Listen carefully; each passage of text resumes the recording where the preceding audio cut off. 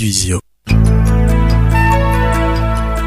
Suivez l'émission Libertois sur Radio Horizon La Voix du Zior tous les premiers et troisièmes lundis du mois de 18h à 19h.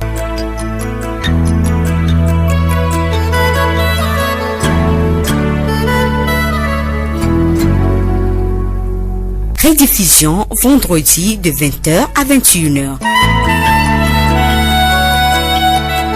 Libertois, une émission qui vient répondre à nos problèmes psychologiques.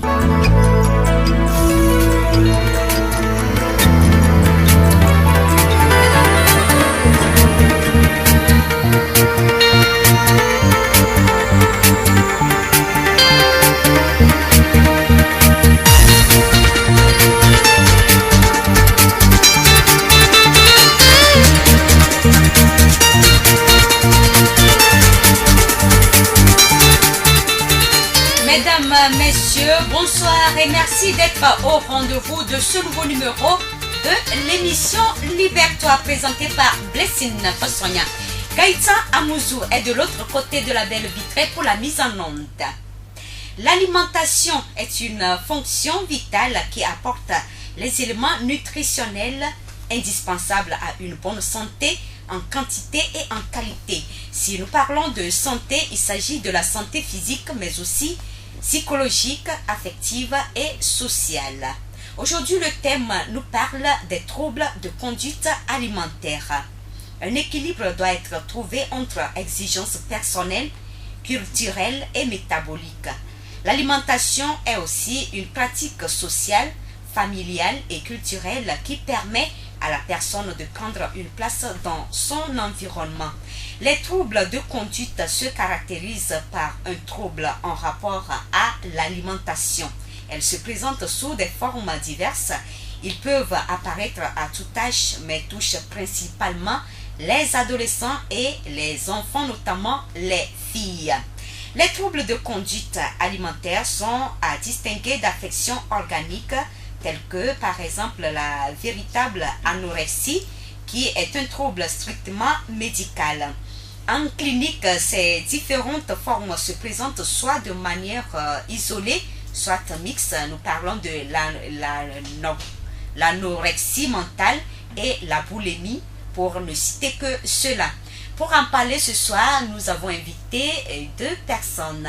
Il s'agit de monsieur Akam Judikael, psychologue clinicien à la polyclinique et à la prison civile de Tchidjé. Monsieur, bonsoir. Bonsoir, Blessing. Et monsieur Yantagim Faïdibé, psychologue clinicien au CHU Sylvanus Olympio, qui est sûrement en route. On espère qu'il va arriver très bientôt. Merci d'avoir répondu à notre invitation. Bon, nous avons donné comme thème les troubles. Oui, nous avons parlé des troubles des conduites alimentaires et nous allons, pour bien éclairer, pour mettre les auditeurs dans le bain, nous allons comprendre ce que c'est, ce qu'on appelle troubles de conduite alimentaire. Oui. Merci Blessing pour la question. Bon, d'abord je salue de passage les auditeurs et auditrices de Radio Horizon et un coucou spécial à tout le personnel de la polyclinique et surtout aux surveillants de la prison de TV. Alors le thème d'aujourd'hui, les troubles de conduite alimentaire, est un thème qui est très important et très intéressant à débattre dans la mesure où depuis jusque-là ce sont des troubles que beaucoup de personnes ne connaissent pas. Alors lorsqu'on parle d'anorexie mentale, c'est différent de l'anorexie habituelle que nous connaissons, donc vous avez dit, et cette anorexie mentale est essentiellement décrite par donc un auteur anglais qu'on appelle Richard Moulton depuis fort longtemps, déjà au XVIIe siècle, et qui était connu sous l'appellation de phtisie nerveuse. Et cet auteur a décrit cette pathologie chez les jeunes femmes dont on décrit une consomption du corps qui apparaît sans fièvre, sans toux, sans dyspnée et qui s'accompagne d'une perte de l'appétit et des fonctions digestives. Donc c'est une situation très embarrassante et qui se distingue de l'anorexie organique par l'absence donc de dyspnée et donc de tout. Alors également, l'auteur insiste également sur l'effrayante maigreur à laquelle peut conduire cette affection. Donc lorsque on souffre de l'anorexie mentale, on ne peut pas s'alimenter et on maigrit beaucoup. Alors il y a également des modalités pour cette pathologie. C'est regroupé en différents types. Il y a le type 1 et le type 2. Et par rapport à la boulimie, c'est un peu le contraire de l'anorexie. Parce que là-bas, bon, il y a un surplus donc de la consommation d'aliments. C'est-à-dire ce qu'on consomme habituellement, on exagère dans la consommation. Et il y a également le recours à des laxatifs. C'est-à-dire le sujet s'inquiète, il prend des produits et pour vomir. Donc on a un certain nombre de satiété pour la faim et puis on consomme en grande quantité et tout de suite on peut vomir cela. Donc voilà à peu près, donc de façon ramassée, la définition de l'anorexie mentale et de la boulimie. Maintenant parlons de façon globale et des troubles de conduite alimentaire. Si on parle de troubles de conduite alimentaire, qu'est-ce que ça veut dire en général? Oui, les troubles de conduite alimentaire sont essentiellement de deux types. Donc ce sont des troubles qui touchent principalement l'alimentation. Et le premier type, on l'appelle trouble de conduite alimentaire de type restrictif. Restrictif, c'est-à-dire à défaut. À défaut de l'alimentation, il y a une réticence par rapport à l'alimentation. Le sujet refuse de manger. Et le second type, on l'appelle trouble de conduite alimentaire par excès. Donc par excès là-bas, donc il y a une exagération, un abus par rapport à l'alimentation. Donc ce sont des troubles qui tournent autour de l'alimentation. Soit on ne veut pas, il n'y a pas cette facilité pour manger, ou soit on mange abondamment. C'est ce qu'on peut comprendre par ces troubles. Voilà. Et ça nous met dans le bain et ça nous permet de suivre très bien comment va se dérouler le sujet. Merci beaucoup. Quelques symptômes de l'anorexie mentale et de la boulimie.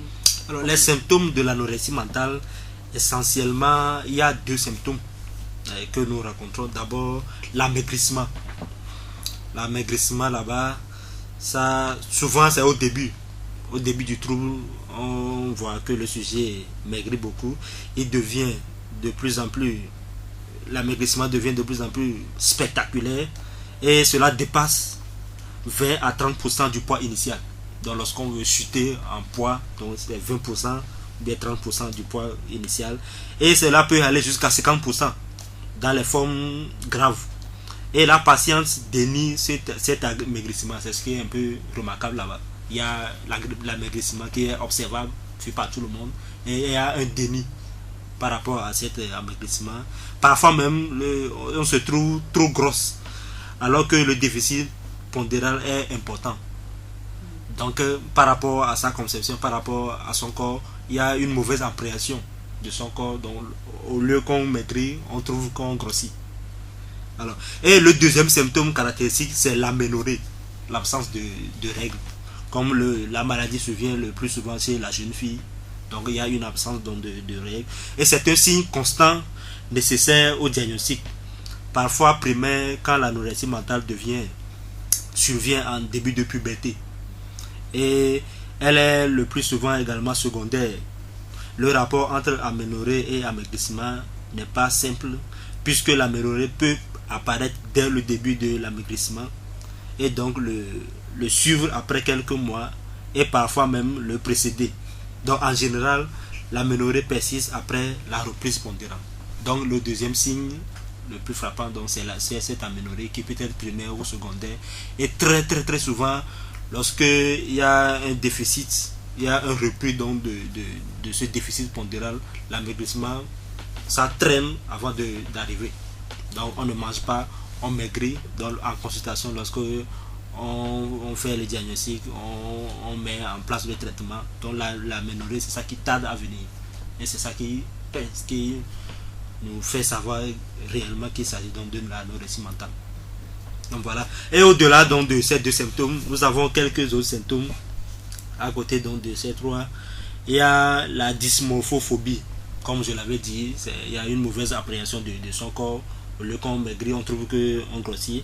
Il y a une hyperactivité mentale et physique. Donc sur le plan mental, c'est un sujet qui fait ce qu'on appelle une rumination. Tous les actes qu'il a eu à poser pendant la journée, tout ça là, il réfléchit beaucoup par ça. Il pense par rapport à tout ce qu'il a fait dans la journée sans arrêt. Et également, il y a un désintérêt pour la sexualité.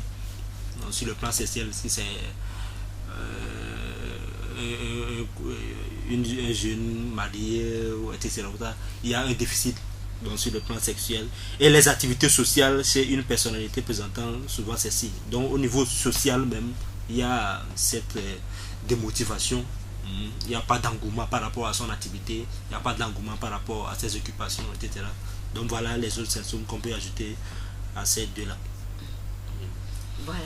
Bon, et ces deux symptômes, est-ce qu'il s'agit des symptômes de l'anorexie mentale ou bien de la boulimie? Oui, il s'agit des symptômes de l'anorexie mentale. Alors parlons à présent de la boulimie. Alors pour la boulimie survient le plus souvent chez les adolescents au moment de la puberté, entre 12 et 14 ans, ou vers la fin des études secondaires, à 18 à 19 ans. Et la prédominance féminine est à l'adolescence 3 filles sur 4. Donc c'est ce qu'on appelle le sexe ratio. Donc il y a plus de filles qui ont cette attitude à développer cette pathologie que les garçons. Et cela se caractérise essentiellement, comme je l'avais dit, par un abus par rapport à l'ingestion des aliments. Et on parle souvent de crise boulimique et qui est encore appelée compulsion alimentaire. Alors là-bas, qu'est-ce qui se passe? Il y a d'abord un besoin intense et irrésistible d'absorber de grandes quantités d'aliments avec un sentiment de perte de contrôle de la capacité à se limiter. Donc voilà le premier symptôme, un signe. Donc besoin intense donc de consommer, d'absorber de grandes quantités d'aliments avec un sentiment de perte de contrôle et de capacité. Donc on mange beaucoup. Il y a cette envie-là qui vient, ce besoin de manger en grande quantité sans avoir cette capacité de se dire que bon, ça suffit comme ça va. Donc il y a une perte sensible donc, de cette fonction-là qui va réguler cette alimentation. Et deuxième chose, les manœuvres pour éviter une prise de poids liée à cette absorption excessive, c'est-à-dire vomissement, abus de laxative, régime alimentaire plus ou moins strict ou fantaisiste dans l'intervalle des crises activités respectives. Donc lorsqu'on mange, on cherche par tous les moyens, parce que lorsque arrivé à un moment on voit qu'il y a le ventre qui est trop gros, il y a trop de poids haute là, on prend les laxatifs, c'est-à-dire les médicaments avec lesquels on peut aller au sel, vomir, tout ça là, afin de vomir ces aliments.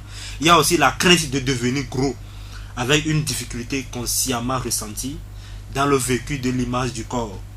Dans le rapport négatif à son corps et à l'image de son corps semble un élément important du pronostic et particulier chez les garçons. Donc il y a une crainte de devenir gros. Il y a le besoin intense donc irrésistible d'absorber de grandes quantités d'aliments. Il y a des manœuvres pour éviter la prise de poids. Et puis il y a une crainte donc, de devenir gros avec une difficulté consciemment ressentie. Donc il y a cette peur-là. Et on passe par tous les moyens pour prendre les produits pour pouvoir vomir, pour ne pas garder la forme un peu trop grosse. Et donc voilà les symptômes, les signes qui sont propices au second trouble qu'on appelle la boulimie. Voilà, et au premier symptôme de l'anorexie mentale, vous avez parlé d'une personne qui maigrit et la personne pense qu'elle grossit. Est-ce que ça veut dire que la personne est maigre mais elle se sent grosse? Oui. Ou bien c'est dans la pensée de la personne qu'elle se dit qu'elle est mince alors qu'elle est grosse, je sais pas. Oui, tout ce qu'on vient de décrire, c'est dans la pensée. C'est pourquoi on parle de l'anorexie mentale. Donc c'est dans la pensée. Parce que le sujet a une mauvaise perception de son corps. Essentiellement, c'est ça. C'est ça qui déclenche un peu au début la pathologie également. Donc on se dit que bon, si on consomme, on aura une forme ronde. Voilà. Donc ce qui fait qu'on évite de consommer. Et cette éviction de la consommation n'est pas seulement consciente, elle est inconsciente également. Parce qu'il y a manque d'appétit, il y a perte de fonction vitale liée à l'alimentation. Donc ce qui fait que ce n'est pas le simple manque d'appétit comme on a l'habitude de le dire. C'est pas que j'ai pas l'appétit, je ne veux pas manger. Non, c'est au-delà de ça. Et donc c'est purement psychologique. Est-ce qu'à ce niveau, la personne est physiquement maigre, mais psychologiquement, elle se sent grosse? Oui, physiquement, elle est maigre, on vient de le dire. Et par rapport à la prise de poids également, il y a une chute jusqu'à 20 à 30% de son poids initial. Oui. Et donc, c'est grave si la personne est physiquement maigre et mentalement ou psychologiquement, elle se sent très grosse. Là, ça veut dire que la personne va passer par tous les moyens pour maigrir. Voilà. Et au fur et à mesure qu'elle passe par tous les moyens pour maigrir, elle devient plus maigre. Tout à fait. Merci beaucoup. Parlons à présent des facteurs psychologiques dans la genèse des troubles de conduite alimentaire. Alors, on va aller trop partout. D'abord, l'anorexie mentale. Dans les facteurs sous-jacents, c'est-à-dire, pour ne pas parler de causes, les facteurs, c'est-à-dire tout ce qui rentre donc dans l'incrimination de ce trouble, les études ont démontré le plus souvent un certain nombre d'événements déclenchants qui peut être incriminés. Il y a par exemple les conflits ou séparations familiales. Nous avons le deuil. Nous avons la naissance, c'est-à-dire lorsque une jeune femme accouche. Nous avons une rupture sentimentale, donc qui sont des facteurs déclenchants dans cette pathologie de l'anorexie mentale. Et au niveau donc de la boulimie, là également il y a beaucoup de facteurs que les auteurs ont nommément cités qui peuvent être incriminés. Il y a eu des études qui ont montré que la plupart donc des patients souffrant donc de la boulimie ont une fois été victimes de l'abus sexuel. C'est-à-dire aussi lorsqu'on fouille dans les antécédents familiaux, il y a toujours, s'il n'y a pas de viol, il y a des abus sexuels, il y a des attouchements. Donc d'ici là, les recherches sont en cours pour pouvoir établir un lien véritablement entre ces facteurs-là et l'émergence du trouble. Donc voilà les facteurs qu'on peut regrouper pour expliquer donc la survenue donc de ces pathologies-là. Les pathologies comme les deux? Oui, les deux. La boulimie et puis l'anorexie mentale. D'accord, merci. Et parlons toujours des facteurs psychologiques. Est-ce que ces facteurs-là, bon, voyant la personne, est-ce que la personne arrive à s'exprimer, à dire que voilà, tel, et vous faites un lien entre ces facteurs et puis l'évolution de la maladie de la personne? Est-ce que vous lui demandez ce qui vous est arrivé, comment est-ce que vous vous sentez autre, ou bien comment est-ce que vous arrivez à savoir que bon, ça peut être lié à ceci ou cela? Oui, comme je viens de citer les symptômes, et la plupart du temps ce sont des troubles qui surviennent chez la population jeune, et très souvent ce sont les parents qui sont alertés par rapport au comportement donc, de leurs enfants ou bien de leurs petits frères, etc., et qui viennent avec eux en consultation. Et dans la plupart des cas, par exemple si nous prenons la boulimie, bon, là-bas les aliments sont parfois absorbés après par exemple une préparation culinaire par le sujet lui-même à l'insu des autres, c'est-à-dire en cachette. Très souvent ça se consomme en cachette avec les enfants, et la crise est précédée souvent d'un état tensionnel de malaise sans fin véritable. Donc lorsque le trouble ça va déclencher, vous allez voir, observer le comportement donc, de l'enfant, du jeune.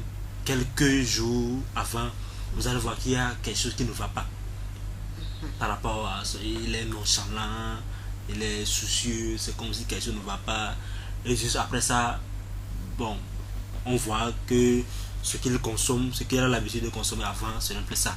Donc il mange sans être rassasié, etc. Donc ce sont ces genres de choses qui alertent dans la famille. Ils se disent que il y a un problème. Donc lorsqu'ils viennent à l'hôpital avec ça, on va chez les infirmiers, autres là, ils prescrivent les produits, ça ne va pas, ça ne marche pas. C'est en ce moment qu'on sait que c'est un trouble psychologique. Et si on les ramène à la consultation psychologique, on les prend en charge. Et au niveau de l'anorexie mentale, là, c'est l'aspect le plus frappant, c'est la perte de poids.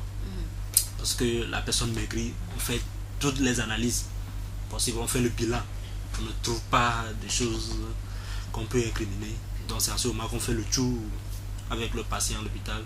Et lorsque on vient chez nous, on pose le diagnostic, on voit que ce n'est pas seulement l'amaigrissement, il y a l'aménorrhée, il y a les autres signes. Et en ce moment qu'on pose le diagnostic. Donc en gros, ce ne sont pas très souvent ces personnes-là qui se lèvent d'eux-mêmes. Puisque c'est une maladie psychologique, donc le plus souvent inconscient. Donc ce qu'on voit qu'il y a une perte de poids, il y a l'amaigrissement, donc le sujet lui-même n'apprenne pas ça comme ça. Donc chez lui c'est autre chose. Et ce que l'on voit, c'est pas ça C'est que pas ça. le sujet lui-même constate. Merci beaucoup. Nous allons laisser ouvrir l'antenne aux auditeurs. Ils peuvent dès à présent nous appeler sur le numéro le 23 35 41 44, le 91 24 24 65, le 98 60 98 62. Nous sommes en train de parler des troubles de conduite alimentaire et nous parlons de la façon dont ça se manifeste et quelques symptômes. J'espère que vous pouvez poser toutes les questions possibles parce que le spécialiste est là. Si vous ne pouvez pas parler le français couramment, vous pouvez vous exprimer en EV, nous on vous répond en français, il n'y a pas de problème. Appelez-nous sur nos numéros le 23 35 41 44, 91 24 24 65, 98 60 98 62. Merci, Monsieur Akam, je reviens vers vous. Nous allons parler à présent des troubles de conduite alimentaire qui peuvent apparaître à tout âge, mais qui touchent principalement les adolescents. Nous avons dit que principalement c'est les filles. Et pourquoi les filles? Oui, pourquoi les filles? Bon, pour le moment, les études sont en cours pour voir le lien qu'on peut faire avec donc, ces troubles et l'âge. Mais avant de revenir là, bon, j'aimerais, parce qu'il y a plusieurs types. Lorsqu'on parle de l'anorexie mentale, par exemple, il y a des types. Et lorsqu'on parle de boulimie, il y a des types. Donc on va aller d'abord avec l'anorexie mentale pour voir les types de l'anorexie mentale et quelles sont les tranches d'âge qui sont liées à ces différents types là. Alors au niveau de l'anorexie mentale, nous avons là deux types. Il y a deux formes. Souvent on l'appelle les formes mineures qui sont assez fréquentes. Et là-bas on y retrouve la totalité de la symptomatologie, c'est-à-dire l'amaigrissement et l'aménorrhée sont totales. On trouve ça à 100% au niveau des formes mineures. Et l'épisode anorexie dans ces formes mineures s'étend sur quelques mois, puis disparaît. Donc il est très important de souligner ça parce qu'il y a un début de trouble qu'on reconnaît dans les formes mineures. Là c'est aigu, ce n'est pas grave. Et après quelques mois ça disparaît. Le sujet même se rend compte qu'avant, il y avait quelques mois, bien quelques semaines, il y avait cette situation qui s'est présentée. Et à la fin, sans prise en charge, ça disparaît. Et il y a également les formes de gravité moyenne qui sont caractérisées par donc, des épisodes anorexiques entrecoupés donc, de reprises transitoires de poids, soit du fait des crises boulimiques de la pancréate, ou soit en raison des hospitalisations. Et là-bas, l'anorexie traverse ainsi son adolescence et l'entrée dans l'âge adulte, en établissant avec l'entourage familial ou médical des relations au sein desquelles la dimension psychologique, toxicomane ou pervers peut devenir prédominante. Donc d'abord, dans la forme de gravité, il y a un certain nombre d'entrecoupements entre la perte pondérale et la reprise pondérale. Donc là-bas, il y a des facteurs qui peuvent influencer dans la survenue de ces troubles. Donc, soit lorsque ça survient comme ça et qu'on hospitalise la patiente par exemple, c'est dans l'hospitalisation que un certain nombre de troubles, de symptômes peuvent disparaître. Voilà, sans prise en charge. Donc lorsqu'on hospitalise, on voit que peut-être l'aménorrhée a repris, donc la règle, les règles, tout ça là, les menstrues, ça revient sans prise en charge. Donc voilà les deux types de ces troubles-là qui peuvent subvenir. Et très souvent, les recherches ont montré que dans la première forme, il y a des jeunes qui sont exposés, sont aux environs de 15 à 16 ans. Et dans de la deuxième forme, de 20 à 35 ans. Donc voilà les types donc, de troubles de l'anorexie mentale. Et au niveau de la boulimie, là-bas, les études ont montré que les troubles boulimiques sont de 3 types essentiels. Donc le type avec vomissement ou prise de purgatif. Donc là-bas, on mange beaucoup et puis on cherche par tous les moyens à faire sortir ce qu'on mange. Et le deuxième type, c'est sans vomissement, ni prise de purgatif. Donc pendant l'épisode de la boulimie, le sujet a présenté par exemple d'autres comportements compensatoires inappropriés, tels que par exemple le jeûne ou l'exercice physique excessif, mais n'a pas eu régulièrement recours au vomissement provoqué ou à l'emploi abusif donc de laxatifs, diurétiques et lavements. Donc là-bas, on ne cherche pas les médicaments pour vomir, mais on fait des exercices physiques excessifs. Alors, ce sont les sujets que vous allez voir tous les matins, à chaque temps, ils font des sports parce qu'ils s'en rendent compte donc, de la surcharge pondérale et veulent passer par tous les moyens sportifs donc, pour éliminer ça. Et là-bas, le troisième type de troubles qui sont non spécifiés. Et donc, on parle de ces troubles boulimiques non spécifiés avec une catégorie destinée aux troubles qui ne remplissent pas les critères d'un des troubles alimentaires spécifiques. Donc là-bas, ce n'est ni avec vomissement, ni sans vomissement. Donc voilà le troisième type donc, de troubles boulimiques. Merci beaucoup. Est-ce qu'on peut faire allusion aux mannequins qui des fois cherchent à maigrir toujours et qui finissent par tomber sur scène? Bon, on ne peut pas tout de suite faire un lien avec ces mannequins qui savent consciemment, bon, ils préparent leur corps par rapport à un événement, à une compétition. Ça, c'est tout à fait différent. Donc ici, c'est plus ou moins inconscient et c'est psychologique. D'accord, ça, c'est très et lorsqu'on fouille dans les facteurs qui peuvent causer ça, on trouve toujours des choses, pas des simples préparations du corps pour aller assister à un événement, etc. Ça, c'est au-delà de... Ça, c'est au-delà de tous ces éléments. D'accord. Et nous étions en train de demander pourquoi est-ce que ce sont les filles qui sont plus exposées. Les filles de 12, 18, disons 14 à 35 ans. Pourquoi elles sont plus exposées? Oui, elles sont plus exposées parce que quand nous prenons la survenue de ces troubles, on voit surtout avec l'anorexie mentale, on voit que très souvent il y a un certain nombre de crises d'adolescents. Lorsque l'enfance, bien la période de pré-puberté a été un peu traumatisante, bien a connu une fluctuation du point de vue psychologique, dont la personnalité de la jeune fille est basculée. Et donc, comme il y a une déviation par rapport à la norme, à ce qui devait être normal, donc c'est une période transitoire qu'on passe par rapport à ces troubles-là avant d'en arriver. Donc maintenant, par rapport au sexe, là, je ne sais pas, il y a des études qui sont en cours par rapport à ça pour voir le lien entre le sexe et cette pathologie. Mais en ce qui concerne la puberté, c'est une période qui perturbe. Et donc comme c'est une période qui perturbe, là c'est en ce moment que la personnalité du sujet tend à se consolider. Voilà. Donc là, c'est le carrefour de tous les troubles. Bon, si c'est pour au niveau des enfants, adolescents, nous parlons de la puberté, il n'y a pas de problème parce que la puberté englobe beaucoup de choses. Mais parlons des jeunes femmes de 30, 35 ans. Est-ce qu'on parle encore de puberté? Est-ce que c'est pas au-delà de la puberté? Oui, à partir de 35 ans, déjà, c'est au-delà de la puberté. C'est pourquoi on dit que ça peut toucher tout le monde, mais particulièrement ceux de la puberté. C'est particulièrement donc, la tranche d'âge qui est la plus touchée, c'est la puberté. Cela n'exclut pas le fait qu'on peut voir quelqu'un à 30 ans, mais à 35 ans, donc ce flux de ce trouble.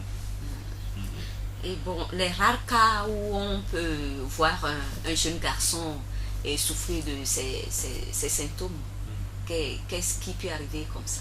Oui, par rapport aux garçons, c'est les garçons, il en va de même, tout évident qu'il n'y en aura pas d'aménorrhée parce qu'avec le sexe masculin, il n'y a pas les menstrues, mais l'amaigrissement l'amaigrissement avec les autres troubles qu'on a cités, les exercices, l'hyperactivité mentale et physique. Oui. Là, on mentionne ça. Il y a l'amaigrissement, la perte donc, du poids excessif. Et un désintérêt. Si le garçon il est étudiant, il va à l'école, on s'en rend compte qu'il aura à travers des difficultés sur le plan scolaire à avancer, à apprendre des leçons. Et par rapport à son comportement, il y aura quelques dérives qu'on aura constatées.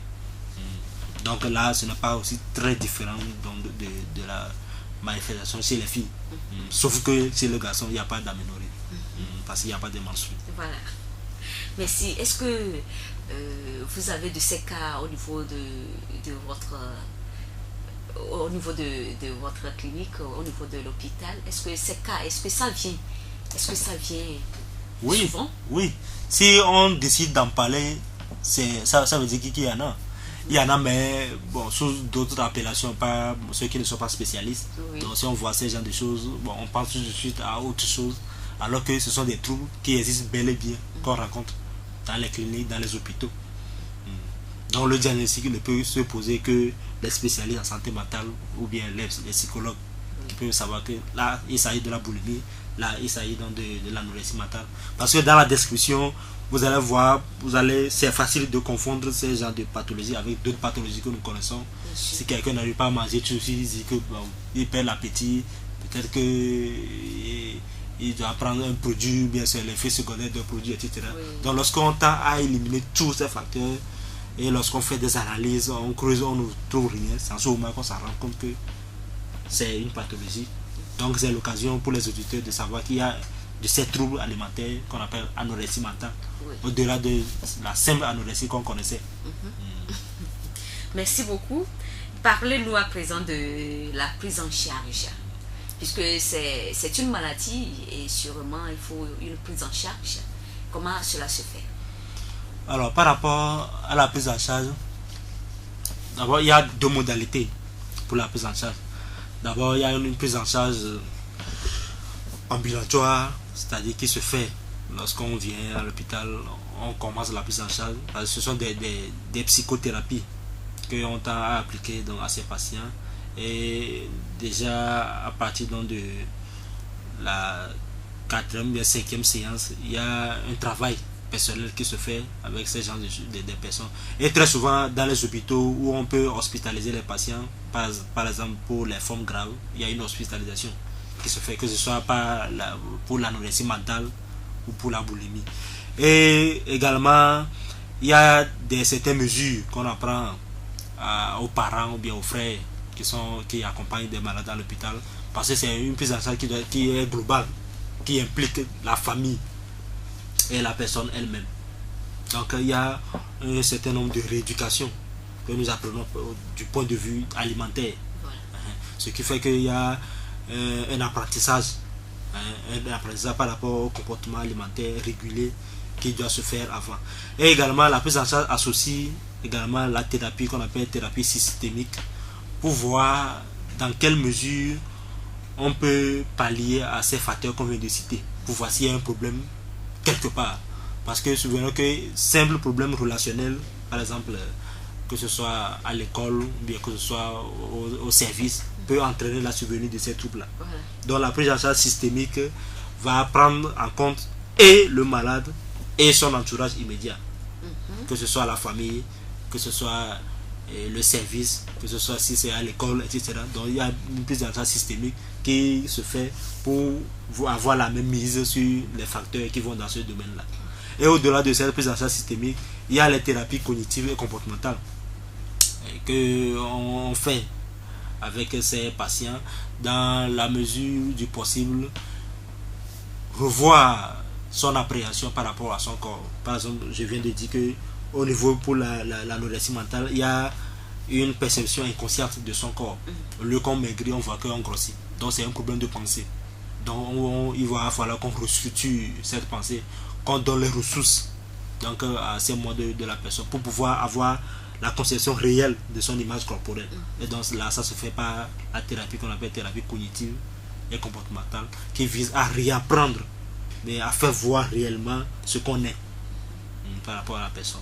Et par rapport à la thérapie psychanalytique. Avant, on utilisait plus souvent la thérapie psychanalytique. Et cette thérapie est vue actuellement comme très longue. Et lorsque on met en branle ces deux thérapies et qu'on voit que ça traîne toujours, c'est à ce moment qu'on fait apparaître la thérapie psychanalytique et qui va au-delà de tout ce que je viens de dire pour rentrer même dans l'enfance de la personnalité, pour voir comment la personnalité du sujet a été organisée. Parce qu'il y a 3 éléments fondamentaux qui constituent la personnalité. Il y a le moi, le ça et le sous-moi. Et une mauvaise réorganisation de ces 3 éléments de personnalité peuvent engendrer ces troubles-là. Donc il y a une réorganisation pour pouvoir restructurer ces éléments de la personnalité et pour donner donc la conception réelle donc, du trouble à la patiente, mais au patient. Et ensuite, il y a une dédramatisation de la situation.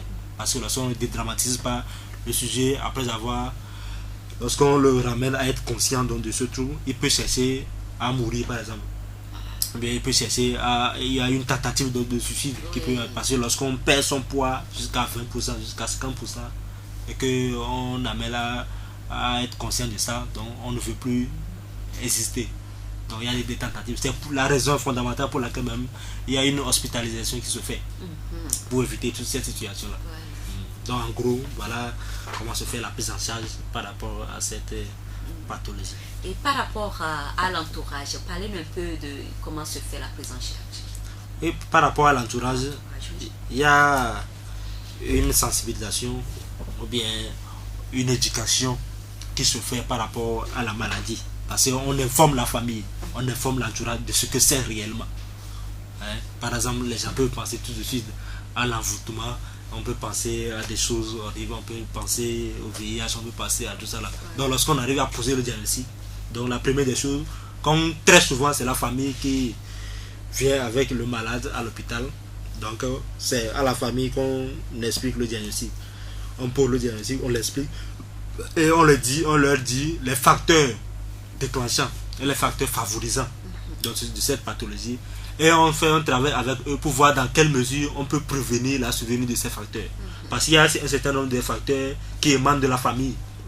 Ils ne savent pas que c'est en faisant ça qu'on peut aggraver par exemple la maladie. Donc on leur explique tous ces éléments et on évite donc l'incrimination de ces facteurs. Et deuxième chose, les nouveaux comportements à adopter avec la personne. Pour ne pas commettre un certain nombre de récidivisme par rapport à la pathologie. Donc après avoir expliqué tout ça là, à ce moment qu'on établit le lien entre le trouble et pour voir s'il y a un certain nombre d'autres causes qui peuvent être évoquées par la famille. Donc c'est en cela que le travail avec l'entourage et la famille, ça va être très important dans le traitement de cette pathologie. Et tout à l'heure, quand vous étiez en train de parler des facteurs psychologiques dans la jeunesse, vous avez fait cas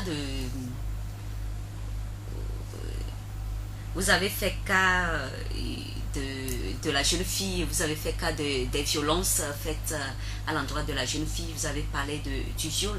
Oui. Oui. Bon, est-ce qu'il y a une sensibilisation qui se fait autour de cet angle-là du côté de l'entourage comme du côté du victime? Oui, lorsque d'abord le diagnostic est posé, on essaie dans la mesure du possible de repérer ces facteurs-là. Parce que je l'avais dit, dans les antécédents infantiles, on retrouve très souvent des antécédents d'abus sexuels et la majorité d'études estiment que la fréquence de ces antécédents d'abus tourne autour de 30% dans la survenue de ces troubles. Donc lorsque le diagnostic est posé, la raison fondamentale pour laquelle on évite la famille aussi, c'est ça. Pour voir dans quelle mesure on peut circonscrire ces facteurs-là. Lorsque le sujet n'est pas en mesure de donner tous les éléments par rapport à son antécédent, quand le papa, bien la maman, bien la famille, l'oncle est là, donc il peut être témoin ou bien écouter, témoigner par exemple qu'un jour, véritablement, cette fille-là, ce garçon a été victime ou a fait l'objet de tel abus sexuel. Donc c'est en cela qu'on pousse davantage pour voir si réellement c'est fondé. Et si c'est fondé, comment on peut pallier à ça. Et est-ce que du côté de la conception, est-ce qu'il n'y a pas quelque chose qui peut conduire, comme vous venez de donner quelques exemples, à ces facteurs? Oui, toujours en se référant aux études, faire part donc les auteurs qui ont décrit cette pathologie, au-delà de ces 30% de fréquences qu'on a retrouvées par rapport aux facteurs d'abus sexuels, il y a également une étude qui s'est penchée sur le cas des enfants, pour retourner jusqu'à l'enfance, jusqu'à 6 ans.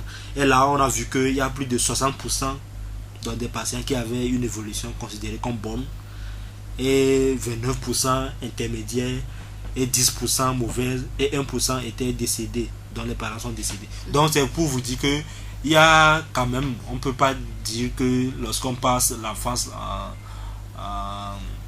lorsqu'on passe bien son enfance, on peut être à l'égard de ces troubles. Donc lorsqu'il y a une fluctuation, lorsqu'il y a par exemple le décès brutal des parents, lorsqu'il y a une situation frustrante, lorsqu'il y a des frustrations précoces dans l'enfance, donc on ne peut pas être à l'abri de ces troubles. Dans ce moment qu'on peut traîner à tout moment de la vie ces troubles-là. Donc il n'y a pas encore de lien très clair établi entre ces difficultés dans des enfants et la survenue de ces troubles. Seulement l'abus sexuel a été évoqué, surtout avec la crise boulimique. Voilà. Pas de lien clairement établi, mais la situation elle est là. Les cas, il y en a qui se présentent toujours et toujours dans les hôpitaux. Et que faire maintenant? Quel est votre message aujourd'hui à l'endroit des auditeurs et de tous ceux qui vont nous écouter? Qu'est-ce que vous pouvez leur dire? Oui, tout à fait. À l'endroit des auditeurs, c'est d'abord de savoir qu'il y a des troubles qui existent comme ça, qui sont appelés des troubles de conduite alimentaire et qui sont au nombre de 2. L'anorexie mentale et la boulimie. Donc cela permettrait donc de suivre, d'avoir un œil regardant maintenant par rapport au comportement alimentaire des enfants, de l'entourage, de ses propres enfants, de ses soeurs, de ses frères, pour voir s'il y a manque cruel de l'alimentation. Ça peut poser des problèmes et qui peut aller loin jusqu'à l'hospitalisation, comme je viens de le dire, le cas de l'anorexie mentale. Et très souvent, ce qui est encore grave, s'il s'agit d'une fille, on remarque qu'au-delà de ce manque d'appétit cruel, il y a l'absence de règles, donc ça doit alarmer. On doit courir pour venir à l'hôpital, pour voir les spécialistes de santé mentale, ou bien les psychologues, pour prendre en charge cet enfant-là. Et de l'autre côté, lorsque on mange trop également, et on a cette incapacité à se contrôler par rapport à son alimentation, ça aussi ça doit alarmer que c'est une maladie, c'est une pathologie qui peut conduire loin. Et même ce qui peut aller jusqu'au suicide, comme je viens de le dire, parce que les gens vont tenter plusieurs fois de se suicider par rapport à ça, parce que c'est un phénomène qui, bon, dans nos cultures ne sont pas fréquents comme on l'observe, mais ça existe toujours. Donc on a eu des cas, bon, il y a beaucoup de spécialistes en santé mentale, il y a des psychologues dans presque tous les hôpitaux, donc il faut les approcher pour avoir une prise en charge précoce de ces troubles. Parce que lorsque la prise en charge est tardive, ça peut entraîner des conséquences graves sur la vie de la personne. Mais si c'est précoce, on peut arrêter ça rapidement. Et est-ce que vous pouvez nous donner un exemple de la gravité de ce cas? Si l'entourage continue pas à traîner et que la maladie s'aggrave, qu'est-ce que ça devient? Oui, si l'entourage n'est pas informé et que la maladie s'aggrave, bon, au niveau de l'anorexie mentale, le plus souvent on a des fugues. Lorsqu'on ne s'alimente pas et on cache ça, on maigrit, tout ça là. Un jour, l'enfant peut fuir la maison. Voilà. Il fuit et puis on va le chercher en vain. Il peut aller rejoindre un groupe où il va devenir enfant de rue, etc. Donc on a eu à recenser ces cas. Et les parents témoignent que oui, lorsque ça doit commencer à arriver à un moment, l'enfant ne s'alimente plus. Ils ne savent pas pourquoi. Puis un jour on ne le voit pas à la maison. Donc c'est ce qu'on appelle la fugue. C'est aussi l'aggravation de cette pathologie là. Et au niveau de la crise boulimique, le plus souvent les gens s'adonnent aux substances psychoactives, l'addiction. Lorsque on prend des produits pour vomir, on fait des exercices physiques excessifs, ça ne va pas. Donc il y a une consommation de la drogue, de l'alcool, donc qui finit avec ça. Et lorsque ça évolue vers là, c'est difficile de traiter. Oui, parce que ça devient, c'est pour ces personnes là, c'est une solution pour pallier selon eux, à ces troubles-là. Mais alors que la solution n'est pas là. Parce qu'on prend du cannabis, lorsqu'on prend la drogue, lorsqu'on prend de l'alcool, donc c'est une autre pathologie qu'on crée à son organisme. Donc voilà les deux exemples de l'évolution de ces troubles. De ces troubles. Voilà, et nous sommes presque à la fin. Et quel est votre message? Vous venez de donner une conclusion partielle. Vous avez donné des conseils à l'entourage et puis aux victimes. Quel est votre dernier message pour clôturer cette émission? Oui, le dernier message, c'est toujours alerter la population par rapport à la prise de conscience donc, de ces troubles. Et lorsque il y a quelqu'un qui est dans le cas, il ne faut pas qu'il cache ça, il faut qu'il dévoile. Lorsqu'il ne peut pas dire aux parents, bon, il peut lui-même se dépêcher vers l'hôpital.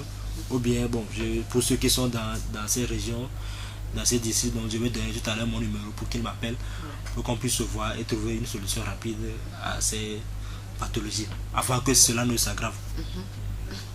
Et laissez alors vos contacts. Oui, alors mon contact c'est le 92 42 36 51. 92 42 36 51. Voilà. Et nous allons nous arrêter là. Merci beaucoup d'avoir répondu à notre invitation. Merci. Aujourd'hui, nous avons parlé des troubles des conduites alimentaires et nous étions vraiment sans avis. On ne savait rien de cela.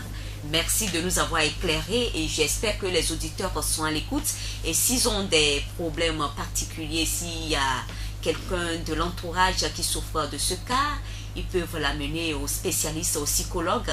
Vous êtes à la polyclinique de Thiéviers, vous êtes aussi à la prison civique de Thiéviers. Et vos contacts, vous avez donné votre numéro, le 92 42 36 51. J'espère que les auditeurs ne tarderont pas à vous alerter dès qu'un cas se produira. Merci à vous, fidèles auditeurs, de nous avoir suivis. C'est la fin de cette émission. Aujourd'hui, nous avons parlé des troubles des conduites alimentaires. J'espère que vous avez écouté, que vous allez mettre en pratique ces conseils. Merci de nous avoir suivis. On se retrouve la semaine prochaine. D'ici là, portez-vous bien. Bye bye.